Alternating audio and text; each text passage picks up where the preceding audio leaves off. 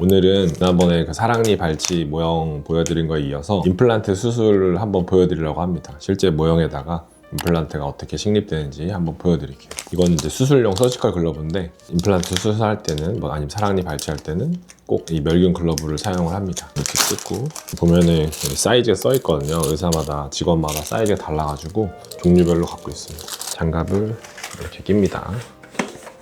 한쪽 먼저 끼고 한쪽으로 반대쪽을 잡아서 이렇게 낍니다. 학생 때는 이것도 되게 힘들어요. 장갑 끼는 것도.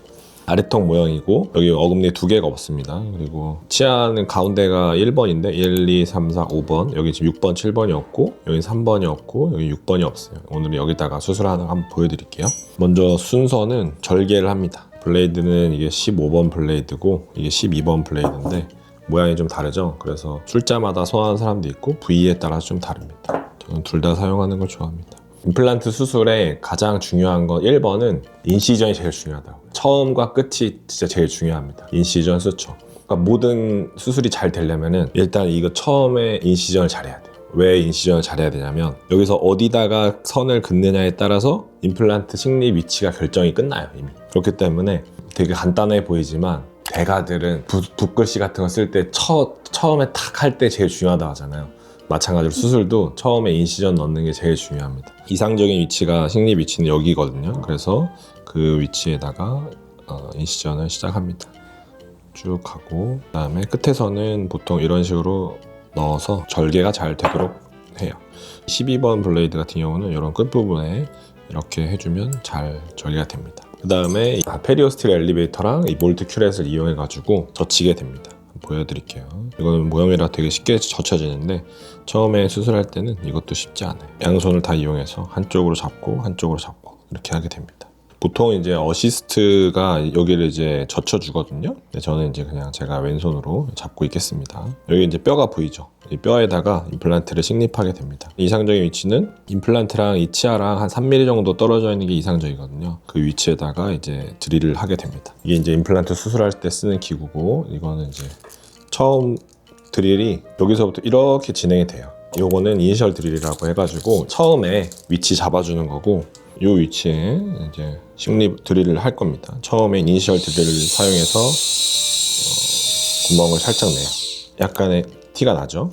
요거는 이제 처음 시작 위치를 잡아주는 거고 그 다음에 저는 요 드릴을 사용해서 하는 걸 좋아합니다. 이거는 이제 사이드 컷 드릴이라고 옆에도 이제 날이 달려 있는 거거든요.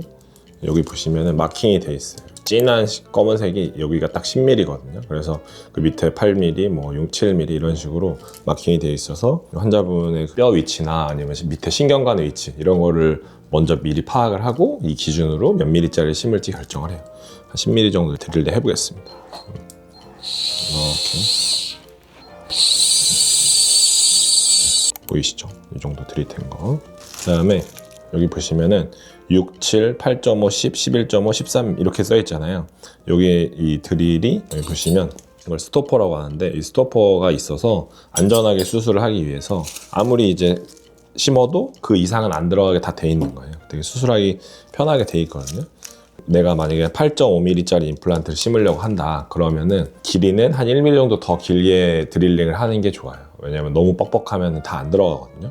그 다음에 직경도 만약에 뭐 내가 4.5mm 임플란트를 심으려고 한다 그러면은 가능하면 다음 단계 정도 5mm짜리 드릴링을 해주면 훨씬 식립하기 좀 수월해집니다. 근데 이거는 환자분의 뼈 상태나 뭐 나이 뭐 이런 거에 따라서 그 다음에 이걸 뭐 빼면서 바로 하는지 위치가 위인지 아래인지 따라서 사람마다 다 달라요. 그건 이제 술자의 경험에 의해서 할 수밖에 없습니다.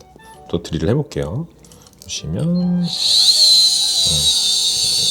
요건 이제 3.5mm에 10mm짜리가 되는 거고 점점 구멍이 커지죠.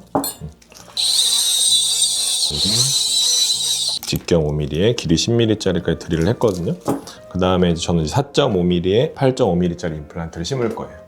임플란트도 종류별로 다 여기 나와 있는 이 조합별로 임플란트 종류가 다 다양하게 있거든요. 그럼 이 정도 하면은 이제 옆에 있는 어시스트 분이 임플란트를 떨어뜨려 줍니다. 이 안에는 다 멸균이 되어 있는 상태거든요. 그래서 이제 이렇게 해서 옆에 이렇게 떨어뜨려 줍니다. 그러면 이제 임플란트를 꺼내요. 이 기구를 사용해서 이렇게 임플란트를 열고 여기를 잡고 이렇게 열면은 임플란트가 보이죠? 여기다가 딱 이 마운트를 연결합니다. 임플란트를 심어 볼게요. 여기 보시면은 이 위치에 치아 옆에 구멍이 잘 뚫려 있죠? 이 구멍에 임플란트를 심을 거예요. 여기 보시면은 이 치아랑 이 구멍이랑 한 3-4mm 정도 거리가 될 겁니다. 이 정도가 가장 이상적인 위치예요. 임플란트 심을 때는 술자마다 선호하는 방식이 있어요. 어떤 사람은 이 기교를 사용해 가지고 뭐 20N, 30N 정도를 하고 나머지는 이제 손으로 돌리는 분들도 있고, 저 같은 경우는 그 손으로 하는 걸 별로 선호하지 않고 전 기계로만 하는 걸 선호해요. 이거는 술자마다 달라요. 근데 저는 개인적으로는 제가 손으로 당기는 그 힘이 항상 일정하지 않기 때문에 이런 면에서는 기계가 더 정확하다고 생각하거든요. 그래서 과하게 힘이 들어가면은 임플란트가 실패할 수 있어요. 과하게 힘이 들어가면 뼈랑 임플란트 결합이 깨지거든요. 그런 성향을 전 좋아하지 않아가지고 전 기계로 웬만하면 마무리합니다. 20N이라는 힘으로 들어갈 거예요. 이 정도 20N으로 하니까 다 들어가진 않았죠. 그 다음에 이제 올립니다. 30N 하면 거의 비슷하게 들어갔거든요. 약간 더 들어가는 걸 좋아합니다. 뼈에서 임플란트가 한 1mm 정도 더 깊게. 네. 이 정도. 지금 뼈에서 임플란트가 한 1mm 정도 더 깊게 들어가 있거든요. 네, 이 정도 식립되는 거를 가장 이상적인 위치라고 생각해요. 왜냐면은 뼈가 살짝 내려갈 수 있거든요. 그렇기 때문에 한 1mm 정도 깊게 심습니다. 다음에 커버 스크류를 하는 나사를 달아줄 거예요. 나사가 두 가지가 있어요. 커버 스크류라는 게 있고 이제 힐링 어버트먼트라는 게 있는데, 교과서적으로는 이 커버 스크류라는 거를 심고 여기다가 껴주고, 보시면은 이 임플란트랑 이제 기계랑 연결했던 구멍 있잖아요. 그걸 이렇게 막아줍니다. 이렇게 막아주고 꼬매고 한 3-4개월 기다려요. 뼈랑 임플란트랑 굳을 수 있는 시간이 필요하거든요. 근데 이렇게 하고 나서 꼬맨 다음에 임플란트 2차 수술이라는 걸 또 해요. 2차 수술이라는 건 뭐냐면, 이 임플란트랑 보철이 연결이 되려면은 여기 개통이 필요할 거 아니에요. 그럼 3-4달 뒤에 꼬맸던 자리를 다시 열어요. 그때는 이렇게까지 많이 째진 않고 이 부분을 살짝 젖혀준 다음에 여기를 다시 빼요. 이 커버 스크류라는 걸 빼고 이렇게 생긴 단추를 껴줍니다. 이거를 이제 힐링 어버트먼트라고 하는데, 이렇게 생긴 단추를 끼게 돼요. 이렇게 끼고 이렇게 꼬매면은 이제 임플란트랑 구강이 연결이 돼 있죠. 개통이 돼 있죠. 그렇게 해서 이렇게 꼬매주고 한 1주일에서 2주일 정도 기다려요. 그 다음에 요거를 이제 뺀 다음에 보철물을 끼게 되는 거죠. 그래서 어떤 분들이 임플란트 수술을 한 다음에 이 힐링 어버트먼트를 임플란트 수술하자마자 바로 껴드리는 분들도 있거든요. 그 기준은 임플란트랑 뼈가 초기에 고정이 잘 나오면 환자분들이 2차 수술을 한 번 더 하는 게 불편하니까 그냥 이걸 껴도 되겠다 싶은 경우에는 한 번 수술할 때 이것까지 껴드려요. 그래서 환자분들한테 쇠로 된 단추가 있으니까 그쪽을 너무 씹지 마셔라, 이런 설명을 드리거든요. 근데 이렇게 설명을 드려도 연세가 많으신 분들은 집에 가가지고 나 임플란트가 나왔다, 밖에 나왔다, 막 임플란트가 뭐 빠졌다, 이렇게 놀라가지고 오시는 분들이 계셔. 그러니까 환자분들이 본인이 임플란트를 이제 수술을 했는데 커버 스크류를 껴서 아예 묻혀져 있는지, 이 힐링 어버트먼트를 껴서 단추가 나와 있는지를 좀 병원에서도 설명을 잘 해줘야 되고, 환자분들도 그걸 충분히 인지하셔가지고 파악하시는 게 좋아요. 만약에 수술하자마자 이걸 꼈다 그러면은 고정이 잘 됐다는 의미인데, 그렇다 하더라도 초반에 뼈랑 임플란트를 단단히 굳기 전에 이걸로 막 꽉 씹어버리면은 임플란트가 결합이 깨질 수도 있어요. 그 다음에 구강 위생이 별로 안 좋으신 분들은 아무리 고정이 잘 나왔어도 이렇게 해놨을 때 양치질이 너무 안 되고 그러면은 막 감염될 수 있어요. 그래서 의사가 이거 힐링 어버트먼트를 낄지 말지는 여러 가지로 판단을 해요. 고정이 잘 나오는지, 그 다음에 이분이 양치질을 잘 하는지, 담배를 많이 피는지, 아니면은 전체 임플란트를 하해서 뭐 임시 틀니 같은 걸 껴드릴 건지. 임시 틀니 같은 걸 끼는 분들은 보통 이거를 안 하고 묻는 경우가 많거든요. 어쨌든 오늘은 다시 정석적으로 커버 스크류 다는 거를 하고 꼬매는 걸로 하겠습니다. 커버 스크류 잘 들어갔죠? 그 다음에 필요하면 이런 데다 이제 뭐 뼈 이식 같은 걸 하게 됩니다.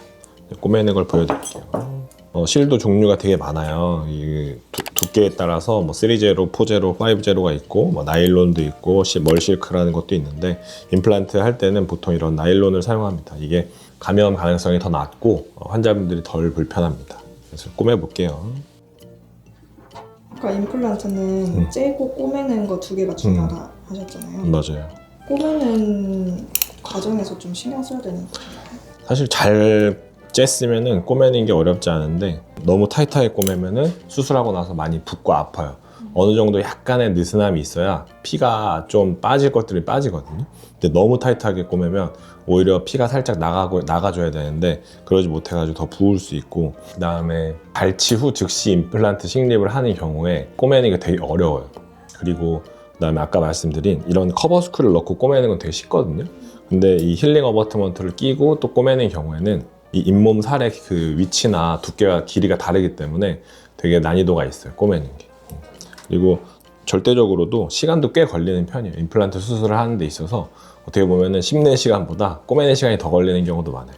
꼬매는 방식도 이런 식으로 그냥 일렬로 쭉 나열하는 걸 인터럽티드라고 하는데, 개인적으로는 이 방법을 제일 선호하는데, 필요하면은 또 다양한 방법이 있어요. 매트리스라는 방법도 있고, 보여드리면 통상적으로는 이렇게 하는 게 가장 심플하고요.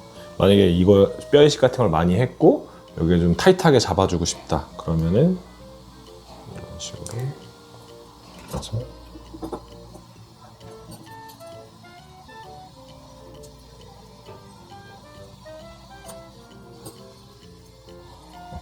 이런 식으로 꼬매주는 방법도 있고요.